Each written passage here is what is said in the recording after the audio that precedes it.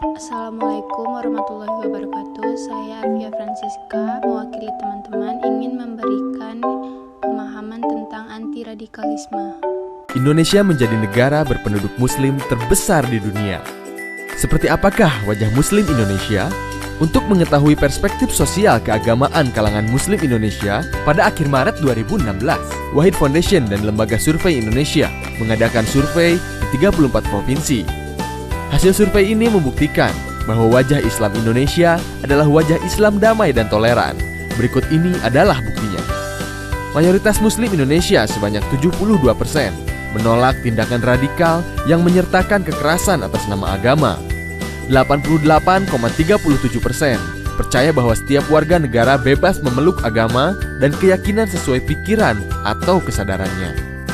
65,35% berpendapat bahwa negara harus melindungi setiap pemikiran yang berkembang di masyarakat. Dan lebih jauh lagi, dukungan kalangan muslim Indonesia terhadap Pancasila dan nilai demokrasi ternyata luar biasa tinggi. 82,3% menyatakan bahwa Pancasila dan UUD 1945 amat sesuai bagi Indonesia. 67,3% menyatakan mendukung nilai demokrasi. Tapi, apakah Anda juga tahu bahwa Indonesia menghadapi tantangan yang serius, yaitu menguatnya potensi intoleransi sosial keagamaan? Jika dibiarkan, potensi ini dapat berujung pada aksi radikalisme atas nama agama. Proyeksi statistik survei ini memperkirakan ada sekitar 600.000 jiwa pernah melakukan aksi radikalisme atas nama agama. Sekitar 11 juta jiwa berpotensi untuk melakukannya bila ada kesempatan. Hampir menyamai jumlah penduduk Jakarta dan Bali. Aksi radikalisme ini mencakup pemberian dukungan dana atau materi kepada organisasi radikal, sampai dengan melakukan penyerangan terhadap rumah ibadah pemeluk agama lain. Ingat, ini angka potensial hasil proyeksi, bukan angka aktual. Ada 3 hal yang berpengaruh signifikan atas potensi ini. 1. Pemahaman literalis atas konsep jihad yang dianggap harus menggunakan kekerasan.